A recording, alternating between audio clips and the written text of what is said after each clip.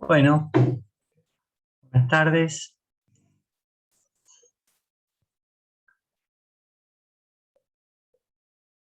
Poca gente hay hoy. Son poquitos los que pueden poner la cámara para hacerlo un poco más ameno.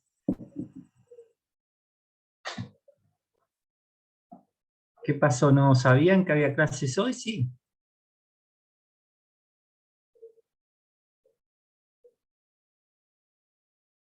Sí, profe, no sé qué pasó. Bueno. Vamos a continuar hoy con... Yo les pude dar clase el lunes antes de todos los días de los recuperatorios que se fueron pasando las clases, así que por mi parte más o menos venimos bien con el cronograma. No hay ningún problema. Hoy les acabo de subir, incluso le arreglé un PowerPoint que es lo que vamos a ver hoy. ¿Sí? Ya estaba habilitado, pero hoy se lo subí y arreglé una cosa que estaba no mal, pero lo completé. ¿Mm? Así que la idea hoy es que hablemos de las competencias del Congreso y también del juicio político.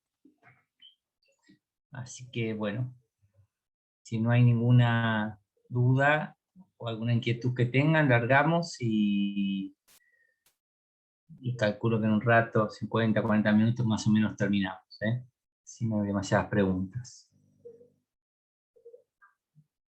Avanzamos entonces. Espérenme un poquito que subo el cuadro. Ahí estamos.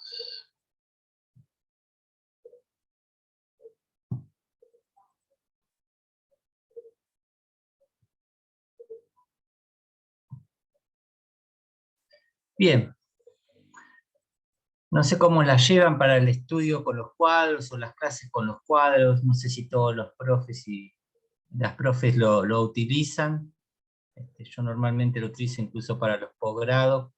Me parece que con esta modalidad me parece lo más, por lo menos más atractivo que estar mirando las caras, pero no sé ustedes qué opinan. Me interesaría saber, porque lleva su tiempo y trabajo, y si les da lo mismo, ya me voy ahorrando en el resto de las clases hacer los PowerPoint de cada una.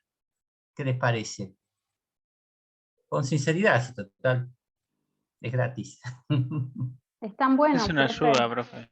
Está bueno porque queda después, también lo podemos utilizar para estudiar en el campus, en Exacto, la sí. página. Yo creo que lo más piola encima en pandemia. Yo también las utilizo en las clases presenciales, no escribir todo el PowerPoint. Reconozco que hay veces hay PowerPoint que está escrito todo y que directamente no tiene mucho sentido. Yo trato de hacerlo más sintético, pero me interesaba también, me olvidaba siempre de preguntarles porque lleva su tiempo y me parece que es una herramienta que les puede servir más. Pero si ustedes me dicen, no, la verdad que preferimos leer el libro o ver mi cara nada más en el Zoom, lo dejo de hacer, no tengo ningún inconveniente. Pero bueno, si ustedes consideran que sigue siendo útil, los continuaré haciendo. No quedan muchos, sobre todo en mi bolilla, pero bueno, eso es lo que... ¿Están usando todos los profes, Power, o de todas las materias me refiero?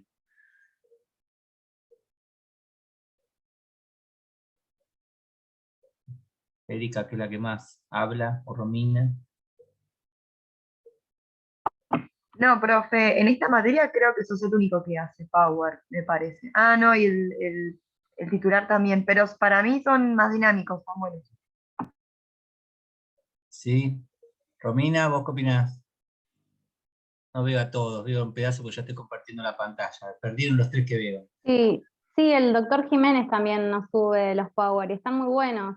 Yo después los copio, refuerzo con la Pero lectura, o sea, me Agustín sirven los mucho. graba y también arma, ¿o no?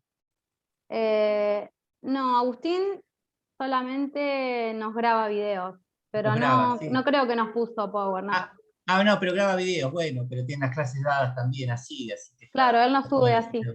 Sí, bueno. Bueno, ¿Las demás materias arman PowerPoint también o están?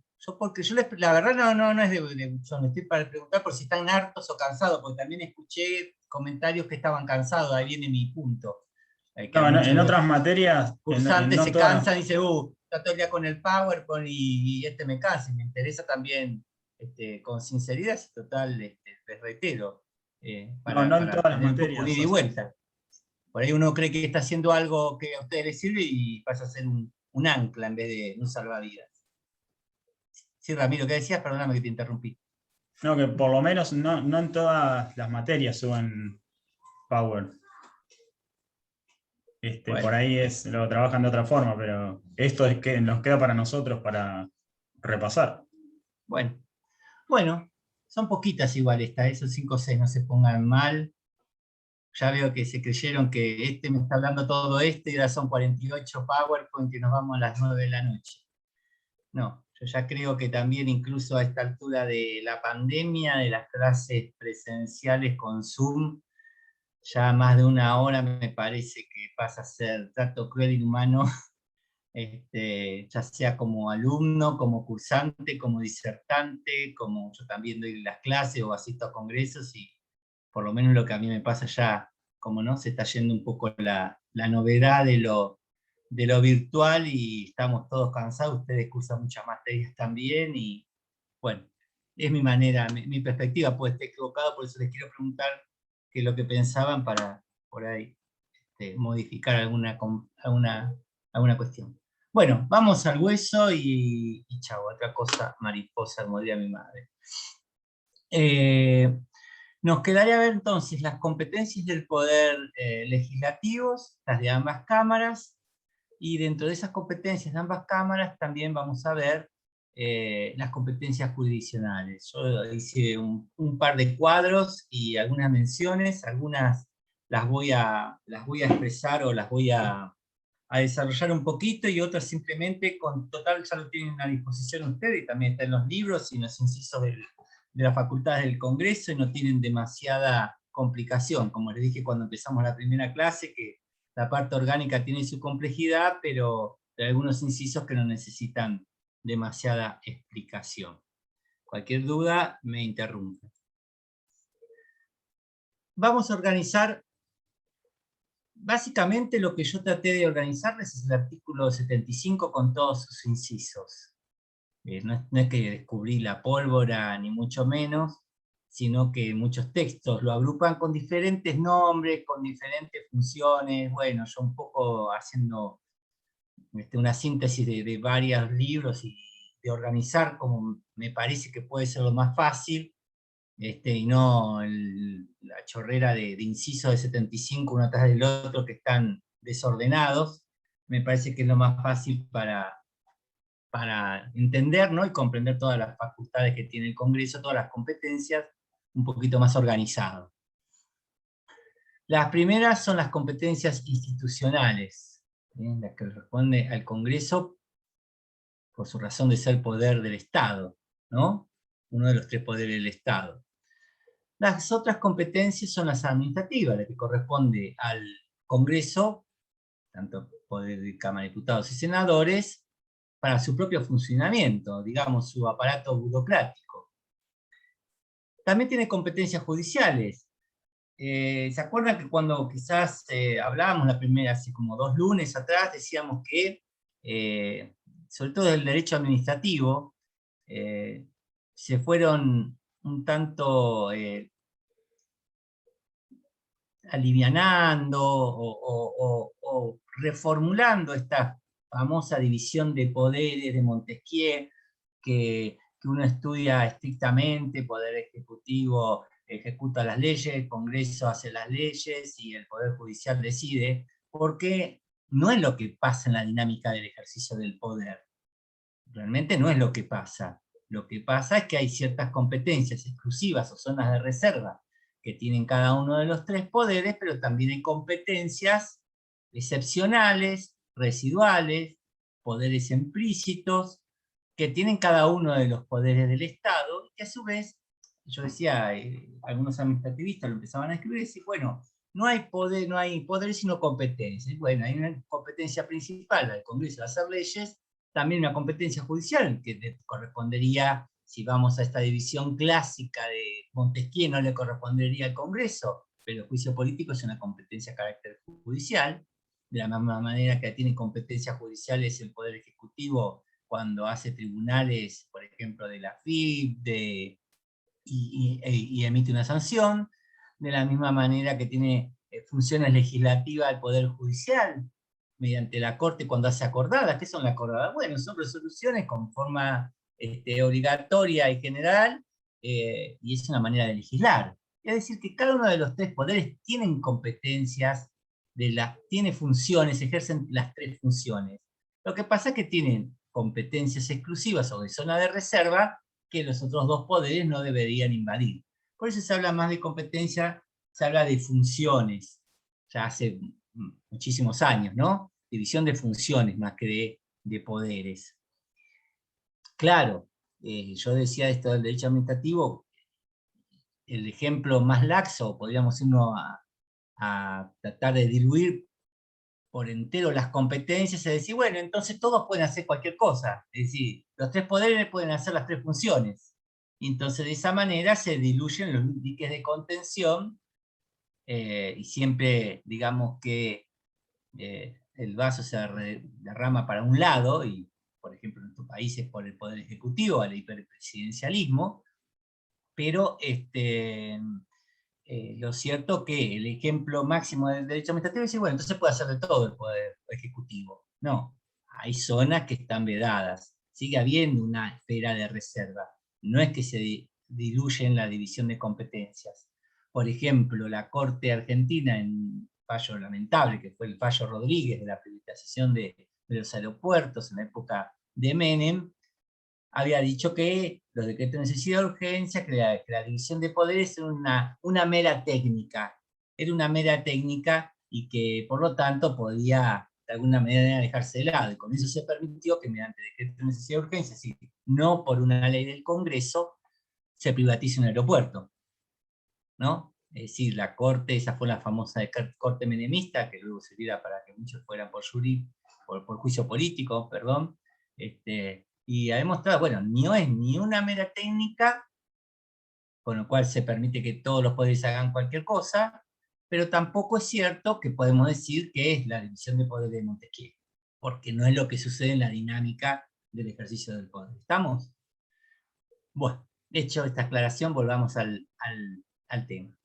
Y por supuesto, la competencia que le corresponde como zona de reserva es la legislativa, ¿cierto? Y entonces, estas son las competencias que de alguna manera tratamos de sistematizar en el artículo 75 de la Constitución con todos esos incisos. A su vez, para irnos en órbita, competencias institucionales, ahora las desarrollamos, así vamos a ir desarrollando las 4 competencias, ¿no? Como una manera de cuadro sinóptico que vamos desarrollando esas competencias. Institucionales. Preconstituyente. Ustedes saben, se acuerdan de la primera parte, que tenía como función que con una asamblea llamara a una necesidad de reforma, ¿no? Y luego instalar la comisión.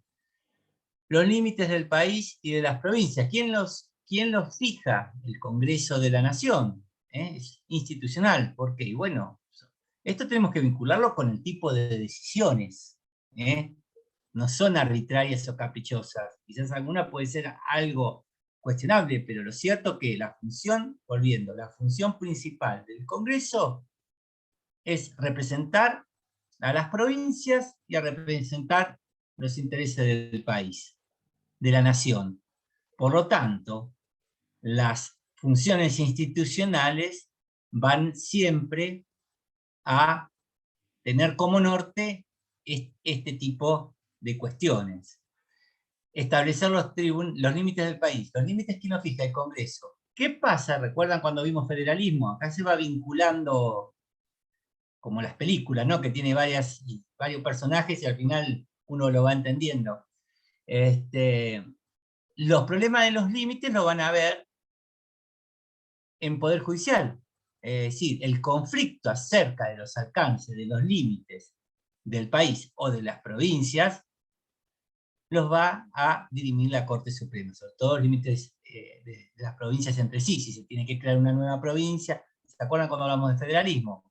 La creación de nuevas provincias, la fijación de los límites, los hace el Congreso. Los conflictos acerca de los alcances del límite entre las provincias los decide el Poder Judicial. Pero los conflictos, no el límite, ¿está? Establece los tribunales inferiores. La Constitución delega al Congreso, es decir, fija ya de 1853, cuando ponía 2 procuradores y fijaba el número de miembros de la Corte, luego modificado en 1860, que dice, bueno, y los demás, el Congreso señalará el resto de los tribunales. ¿Qué tribunales? Los tribunales federales, no los provinciales. Por el artículo 5, los tribunales provinciales los fija cada uno de los órganos de las provincias. Entonces, establece los tribunales. Decreta honores a personas internacionales o nacionales. Se declara el ciudadano ilustre de la nación en el ámbito de la cultura, del deporte, etcétera, etcétera, etcétera. ¿Qué hace?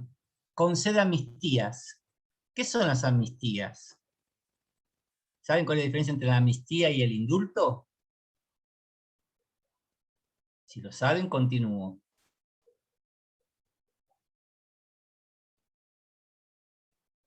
¿Sí o no?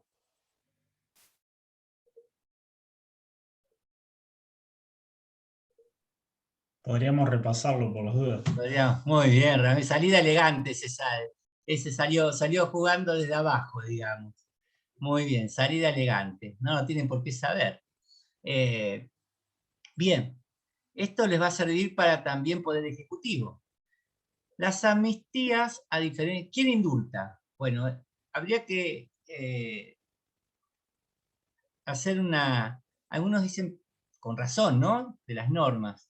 La genealogía de las normas, de los artículos de la Constitución, de una ley. Es decir, ¿cuál fue el origen de esto? ¿Por qué aparece esto acá? Y algunos pueden decir, bueno, esto apareció por la Constitución de Estados Unidos, esto de los 2.000 pesos fuertes para ser senadores, decíamos las otras clases, o ser propietario, y nos daba cuenta que era la clase burguesa la que había accedido al poder. Es decir, ¿cuál es el origen de determinados requisitos o determinadas cuestiones que tiene la propia Constitución o tiene cualquier ley? Y para eso hay que ir a la genealogía, es decir, al origen, tratar de buscar cuál fue el antecedente de ese instituto, de esa norma, de esa ley, o de ese artículo, para decir, bueno, por qué apareció y si tiene razón de ser, ¿no? Ejemplos como los que les acabo de dar.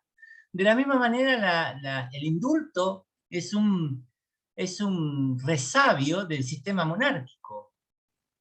De estos famosos que, si vieron las películas de Roma, todo, ¿no? Del dedo para arriba al dedo para abajo, lo salvo, lo mato, ¿no? De la época de Calígula, de los emperadores, y luego en el feudalismo, ¿no? En el cual el rey era el que decidía, que era el juez y decidía hacer todo, ¿no? También, darle la vida o matarlo. Es decir, es el perdón del monarca. Ese es el origen, y que aparecieron en los textos constitucionales luego.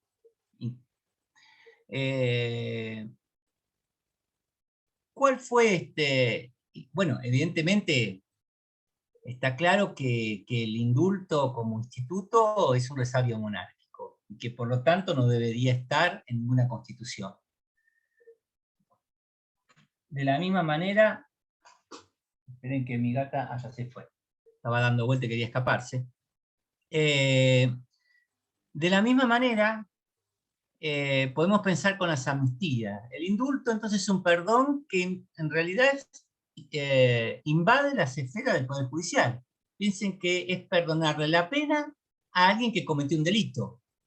Esto, aunque parezca una verdad obvia, alguien que cometió delito es alguien que se lo imputó de un hecho delictivo, que se lo acusó, que se pudo defender y que se lo condenó.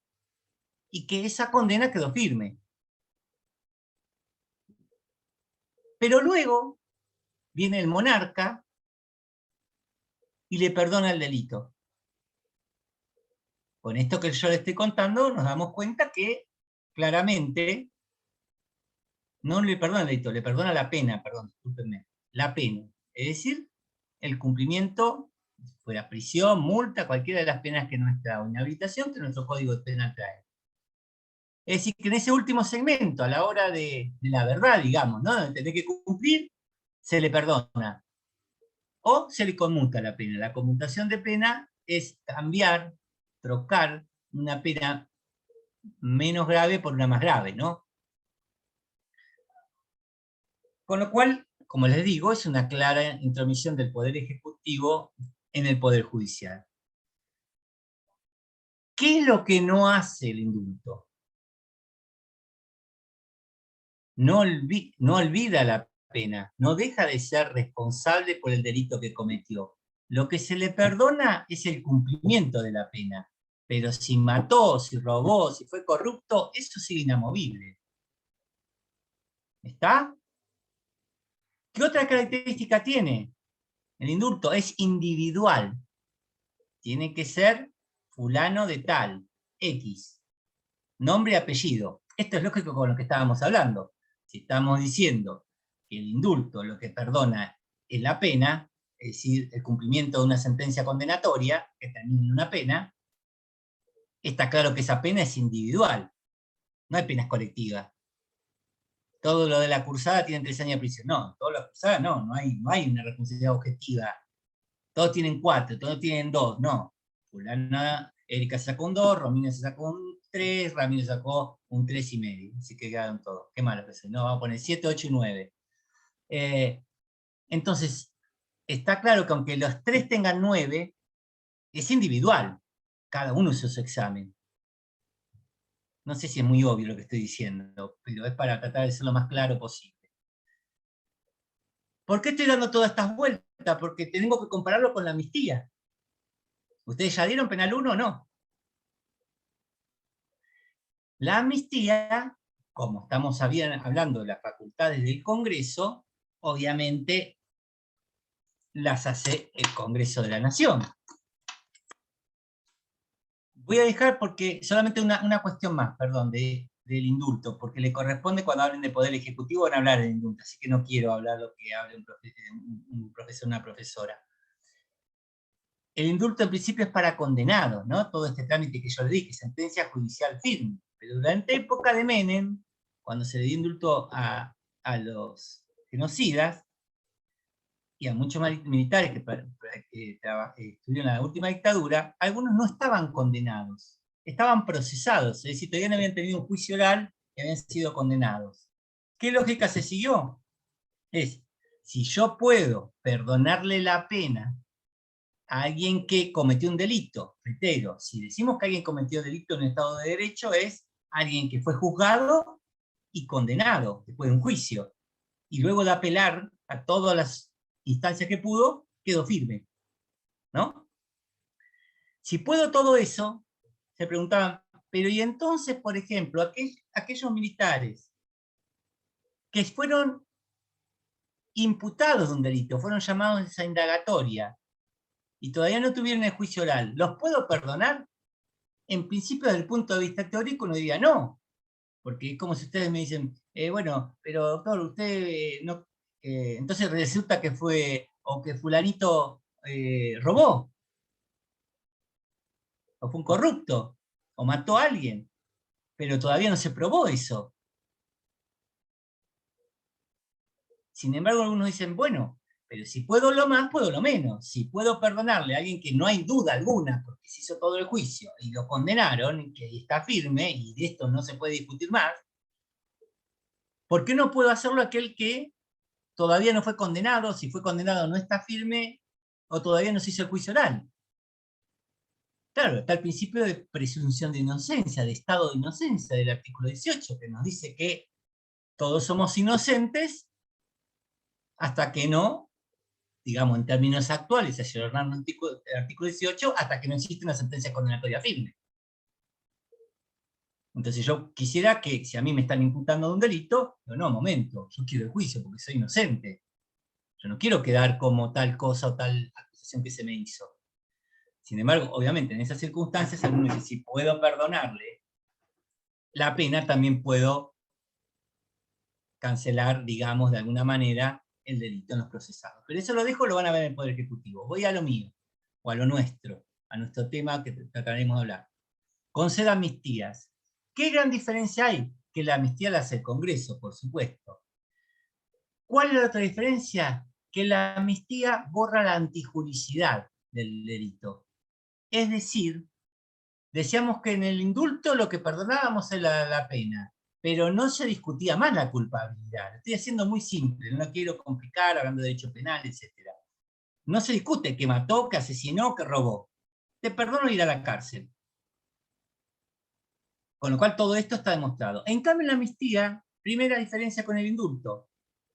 Una es de carácter individual, la otra es de carácter general. La dispone el Congreso, porque borra la antijuricidad. ¿Cuáles son los orígenes de la amnistía? Si bien decíamos que el indulto también tiene una función, los indultos de pacificación nacional como argumento, ¿no? De guerras políticas, de facciones políticas dentro del país, de guerra interna. La amnistía con más razón. La amnistía lo que trata también es de perdonar o de no incriminar o de no poder condenar a un grupo determinado, determinable de personas con relación a un acontecimiento especial que ha sucedido. Supónganse que hay una manifestación, el estallido social del 20 de diciembre del 2001, ¿no? Cuando se fue de la Rúa en el helicóptero, etcétera, que salió, bueno. Fue un hecho grave, pero supónganse que incluso con esa gravedad se dice, bueno, hubo, no sé, 5.000 personas más o menos determinables en la Plaza de Mayo, que incendiaron, rompieron todo, otras 5.000 que se pelearon, y lo que se busca es una suerte de pacificación nacional, es decir, no vamos a llevar por este calor político, por esta circunstancia, por esta coyuntura, entonces el Congreso, con fines, esto siempre lo que se argumenta, de pacificación nacional, de dar vuelta a la hoja, va a decir que los hechos que se cometieron ese 20 de diciembre del 2001 no van a ser delitos. Por ejemplo, los hechos contra la propiedad.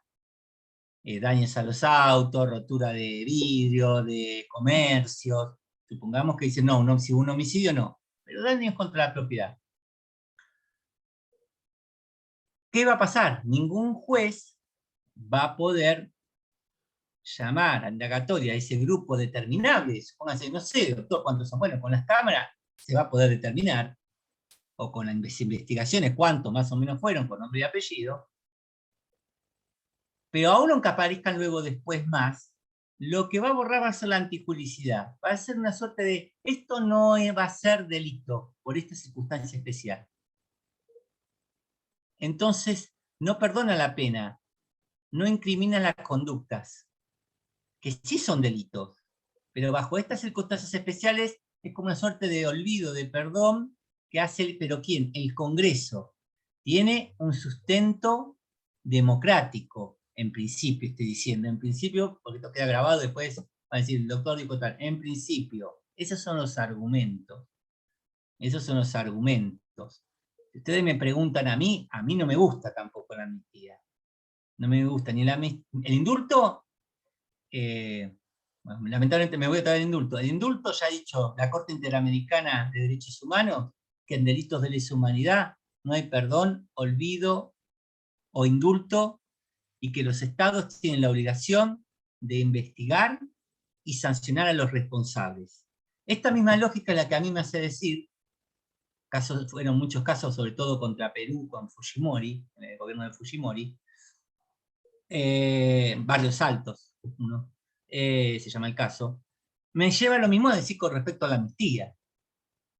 Digamos, en su momento estaba etapa preconstituyente, 1853, 1860, la guerra de unitarios y federales, como la guerra en Estados Unidos también, del sur contra el norte, etcétera, que lo que llevaba a la pacificación después de una guerra civil a las dos facciones. Que no haya venganza, que no haya, sobre todo venganza. Ahora, En estos términos, en la actualidad, en el siglo XXI, con la clasificación de ciertos delitos de lesa humanidad, con la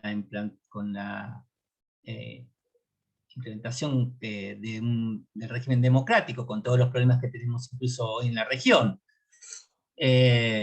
las amnistías, yo tampoco estoy de acuerdo, digamos, y creo que no estoy de acuerdo incluso hasta por estas cuestiones convencionales. Primero que es una intromisión del poder legislativo sobre el judicial, y que hay una obligación del Estado argentino, al formar parte de la Corte Interamericana, el sistema interamericano, una obligación de investigar, sancionar y condenar en su caso a los responsables por graves violaciones a los derechos humanos. Podría argumentarse que en algún caso, si se tratara de una bagatela, no sé, de que se rompieron un vidrio de una vidriera en una manifestación, puede haberse una causa de justificación o alguna salida por ese lado. Pero en principio, hoy, el que sí claramente hoy es inconvencional, es decir, está en contra, ¿se acuerdan que hablábamos de control de constitucionalidad, de convencionalidad? Sería inconvencional, de acuerdo a la Corte Interamericana, es el indulto. Pero la Corte, reitero, dice indulto, se llama amnistía, leyes de perdón, leyes del olvido, también han servido. Por ejemplo, en esta etapa de 1983, incluso la Junta Militar se había hecho una ley de autoamnistía que a ellos no se los podía juzgar. Esto es lo que hizo Fujimori, una ley de amnistía para su gobierno. Entonces, conclusión, para no cansarlos más con este tema y agotarlos, hoy creo que ninguno de los dos resiste un control de convencionalidad. Y que la diferencia la tienen que saber. Es el Congreso, uno borra la antijuricidad y otro la pena. Avancemos. Admite o desecha renuncia al presidente, dice que llama elecciones. Aprueba o desecha tratado, ya lo sabemos por el 75 y 622, ¿no es cierto? Acto jurídico complejo, lo negocia el Congreso, lo negocia el presidente, lo firma, pero lo aprueba o lo desecha el Congreso, ¿no? Autoriza a declarar la guerra cuando el Poder Ejecutivo lo solicita, organiza las Fuerzas Armadas de la misma manera que se organiza la justicia, como el desarrollo, digamos, burocrático de las Fuerzas Armadas está a cargo del Congreso, es decir, la creación de un regimiento, etc. Permite la introducción de fuerzas extranjeras y salidas de locales. Fíjense, claro, esto tiene que ver con nuestra soberanía nacional, entonces lo debe aprobar el Congreso, cuando hay maniobras, por ejemplo, con potencias extranjeras. Declara el estado de sitio, que suspende garantías individuales. Como vieron también en el artículo 6, dispone la intervención federal. Recuerdan que es el principio general, ¿no es cierto? Y que por excepción solamente el Congreso, el Poder Ejecutivo puede cuando está el Congreso en receso. Delega, lamentablemente, ¿no?, la delegación legislativa del artículo 76, que ahora la van a ver con las facultades del Poder Ejecutivo y del Congreso, la posibilidad de que delegue en materia de administración pública y financiera al Poder Ejecutivo legislación, lo cual sería ya el combo, digamos, de el hiperpresidencialismo, a los decretos de necesidad de urgencia, que se encuentra constitucionalizado, es decir, que el Poder Ejecutivo asume excepcionalmente una facultad de dictar normas, o de reglamentos, o decretos de carácter general y obligatoria, se le suma la posibilidad que el Congreso le delegue, ¿no?, como si esto fuera poco. Autoriza la salida del presidente, controla los DNU, DL, IPP, es decir, la promulgación parcial de las leyes, los decretos de necesidad de urgencia, y los decretos delegados a partir de la Comisión Bicameral Permanente, ¿no?, que es la encargada de controlar estas facultades que, claro, le corresponden al Congreso, y se las presta o las toma el Poder Ejecutivo, y por lo tanto, luego tiene que controlarlas el órgano que tiene la competencia como zona de reserva. Hace la interpelación de los ministros y ministras del Poder Ejecutivo, ¿no?, del Gabinete de Ministros, y puede pedir la censura al jefe de gabinete. ¿Se acuerdan la figura esta que aparece dentro del Poder Ejecutivo en la reforma del 94 con un pobre desarrollo porque no ha servido para atemperar la facultad del presidente? Esto cuando se injertan institutos de sistemas parlamentarios y se los pretende poner aquí, y a la hora de constitucionalizarlo no tiene demasiadas facultades. Pero bueno, esta es función del Poder Ejecutivo. Administrativas. Crea y suprime empleos y otorga pensiones, ¿no? Las pensiones vitalicias, etcétera, facultades de el Congreso de la Nación dentro de los órganos que corresponda. Por supuesto que hay órganos autárquicos y hay órganos dentro de la esfera del Poder Ejecutivo, en el cual el Poder Ejecutivo tiene sus propias facultades, de la misma manera que el Poder Judicial tiene facultad de nombrar a sus empleados. Es decir, acá no significa una invasión, pero digamos, hay que hacer esta salvedad. Bueno, judiciales. Con esto vamos terminando. Decíamos que judiciales está a cargo del juicio político. Juicio político, entonces, en la cual vamos a ver este procedimiento y vamos a tratar de contestar algunas cuestiones. La primera característica, siguiendo a Mario Midón, así las ordenamos y luego mínimamente las desarrollamos. La característica es un procedimiento en el que se juzgan políticas. Esa es la primera característica. La segunda, no es un juicio penal. Luego vamos a ver de qué se va a desarrollar. Es un juicio político. Es una herramienta que garantiza el control de la actividad de gobierno, de alguna manera. Solo alcanza a los funcionarios que están enumerados, y ahora lo vamos a ver que están en el cuadrito. Es un mecanismo a través del cual se desea poner fin a las inconductas de altos funcionarios, previniendo el estado de su posible reiteración. ¿Por qué? Y porque en algunos casos la pena que lleva es la accesoria de inhabilitación. Es un juicio donde el acusado conserva el derecho de disponer su extinción, porque si él renuncia al cargo, se agota la competencia de ese tribunal. Luego vamos a ver esto que tiene algún color diferente. Es un juicio donde los datos de oportunidad y conveniencia definen la existencia y el sentido de la acusación por diputados y del fallo senatorial, es decir, del Senado, las razones, cuándo se van a dar. Hay veces que sucede en un momento y en otro no. ¿Cuál es la oportunidad? Este fallo no vincula a la justicia ordinaria, es decir, al Poder Judicial. Y es un juicio público. La segunda característica es que sea un juicio político no significa que renuncie a su faz jurídica. Y ahora lo voy a tratar de explicar. Como vemos, es un acto complejo en el cual actúan ambas cámaras.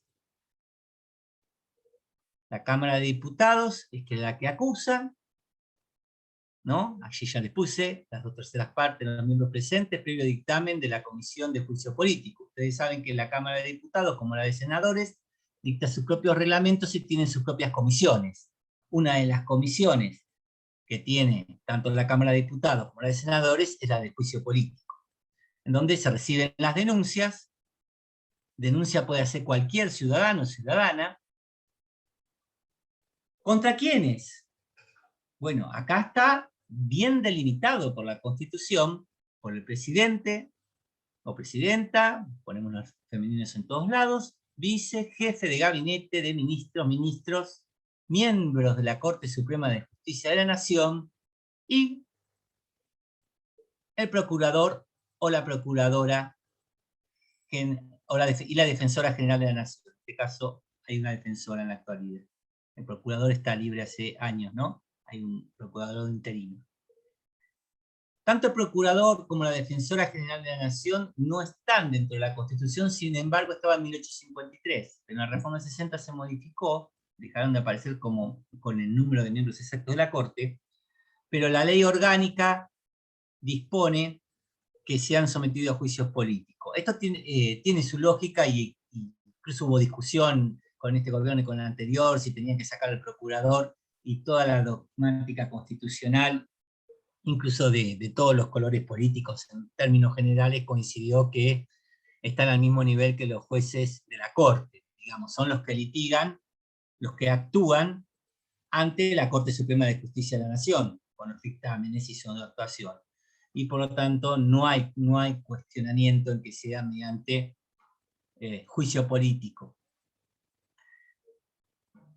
De la misma manera, ¿cuáles son las causales? Son 3. Mal desempeño, crímenes comunes y crímenes en ocasión de sus funciones. Claro, sobre los 2 últimos no hay demasiados inconvenientes. Crímenes comunes significa cualquier delito que el funcionario o funcionaria, de los que están ahí en color amarillo, más, digamos, cometieron, pero no en ocasión de sus funciones. Cualquier delito del Código Penal que se encuentre tipificado, una estafa, un homicidio, un abuso sexual. Ese es un crimen en común. Del otro lado, están los crímenes en ocasión de sus funciones, que son delitos especiales propios. ¿Por qué? Porque solamente lo pueden cometer o llevar a cabo por acción u omisión funcionarios públicos. Prevaricato, es decir, dictar una norma contraria a la Constitución. ¿Quién la puede cometer? Un juez. Nada más. No la puede cometer Ramiro. No la puede cometer un diputado. No, porque tiene un carácter especial. Solamente los jueces pueden cometer prevaricato. O un acto de corrupción pública, en el cual esté involucrado un funcionario obviamente público, por más que del otro lado quizás haya un privado o un particular. Es decir, se llaman delitos especiales propios porque el cohecho, algunas falsedades instrumentales, solamente las pueden cometer aquellos que detentan esa condición especial. ¿Cuál es? La de funcionario público. Entonces allí los tenemos en el Código Penal, los delitos que cometen los funcionarios en ocasión de sus funciones o en razón de su vida privada. El problema es con la primera cuestión, que es un tanto anfibiológica, ¿no? Un poco ambigua. ¿Qué es el mal desempeño? Por ejemplo. Y aquí hay algún problema, porque es una cláusula abierta, y algunos dicen, como vieron también, bueno, será, como es un juicio político, en algún punto serán los diputados que acusan, el Senado que resuelve, los que van a decidir si esa causal de acusación es un mal desempeño. No sé, en un juez tener una sentencia atrasada es mal desempeño. ¿Es motivo de juicio político o es motivo de una sanción administrativa por parte de un órgano superior? Un diputado que no vaya a trabajar, ¿es causal de mal desempeño o es una sanción para un apercibimiento y con las facultades reglamentarias que tiene cada cámara, a la que le corresponda, haga una cuestión disciplinaria? Es decir, que ahí estamos, ni a que hablemos con el Poder Ejecutivo. ¿Qué es mal desempeño? Las políticas económicas de los últimos 50 años estarían todos con jury, con juicio político. ¿Qué es el mal desempeño? ¿Cuáles son las, y acá aparece el tema, no voy a ingresar, de las cuestiones políticas no judiciables? ¿Qué es mal desempeño? Entonces es un poco anfibiológico. En experiencia de jueces de la Corte, bueno, cuando fueron dictadas sentencias contra la Constitución, pero ese es el delito de prevaricato. Pero puede ser que no se pruebe, porque decía hace un ratito también que eso no obliga a la justicia. Digamos que la sanción de juicio político, ¿cuál es? O el juicio político tiene ¿cuál objetivo? Sacar a los malos y malas funcionarias, de las más altas jerarquías, ¿no? De los poderes del Estado. Miembros de la Corte y del Poder Ejecutivo.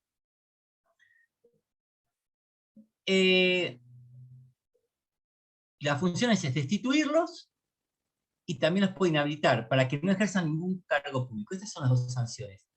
¿Qué pasa si ese funcionario renunciante o funcionaria sigue el juicio político? ¿Qué les parece? Se puede someter a la justicia común, ¿no? O lo dije, no sé si lo mencioné mal. O sea, no es político, sería la justicia ordinaria. No, pero lo acusan. La Cámara de Diputados acusa y está para el Senado. O sea, se empieza el juicio político, que se hace en la Cámara de Senadores. Está el funcionaria de alto rango con su abogado y dice, va a resolver el Senado y se renunció.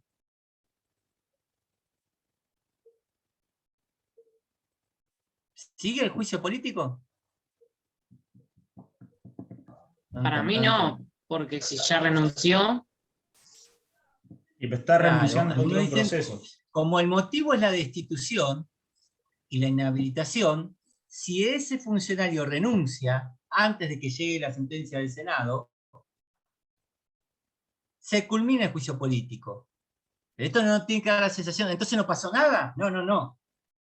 Si fue por mal desempeño, sí no pasa más nada, porque el objetivo del mal desempeño es que no se desempeñe más en la función pública, por renuncia.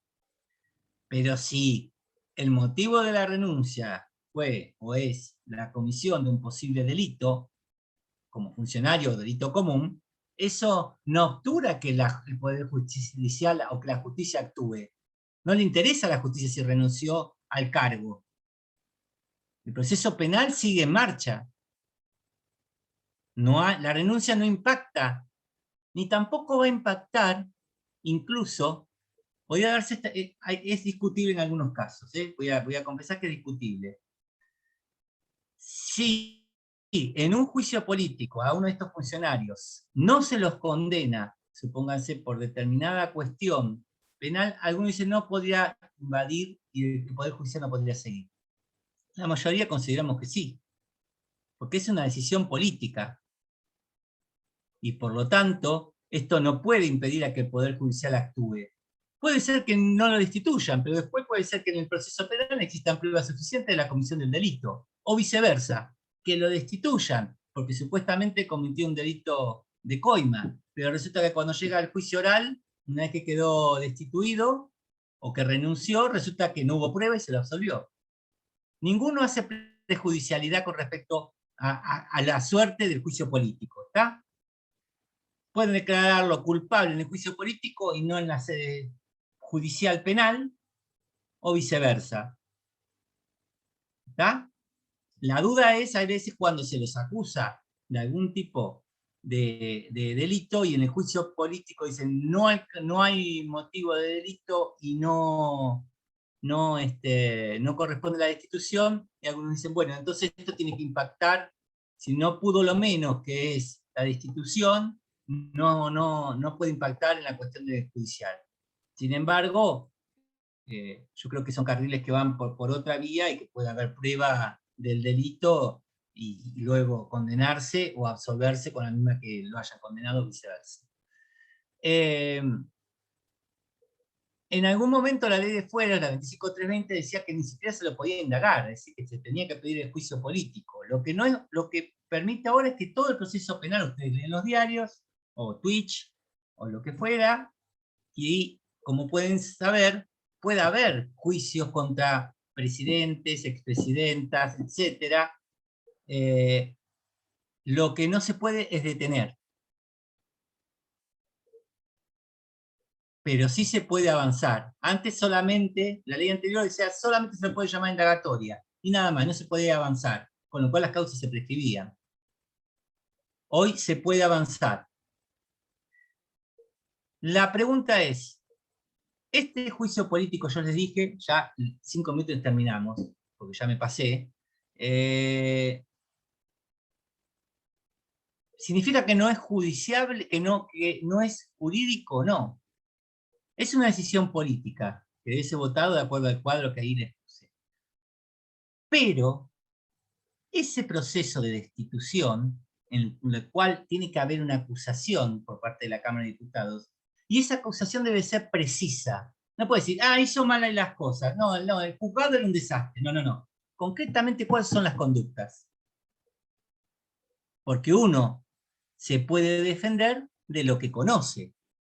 De lo que no conoce, si existen imputaciones amplias, difusas, no, este diputado era un desastre, no, este ministro fue un desastre, no.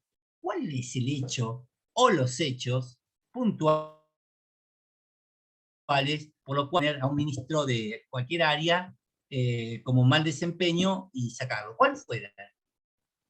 ¿Cuáles fueron?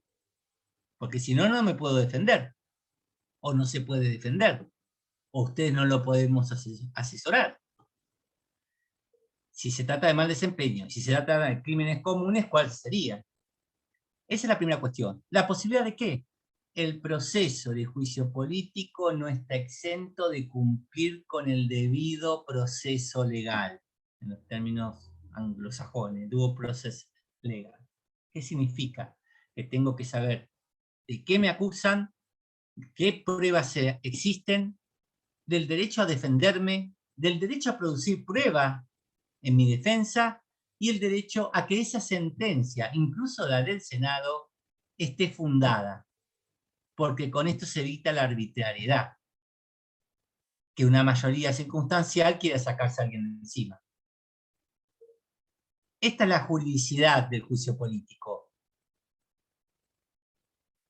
Acusación, prueba y sentencia. Derecho a defenderme, derecho a tener un abogado, derecho a escuchar, derecho a que se produzca prueba, y derecho a que esa sentencia del Senado, algunas de ellas yo he mirado, y son casi sentencias como del Poder Judicial, porque están fundadas con estos requisitos. ¿Por qué todo esto que estoy haciendo cuenta? Va con el último cuadrito que está ahí. ¿Es judiciable la sentencia del Senado? ¿Es justiciable? ¿Puedo apelar ante la Corte? Pero si es político, me pueden contestar. Si es un juicio político, no es un juicio jurídico, no interviene el Poder Judicial.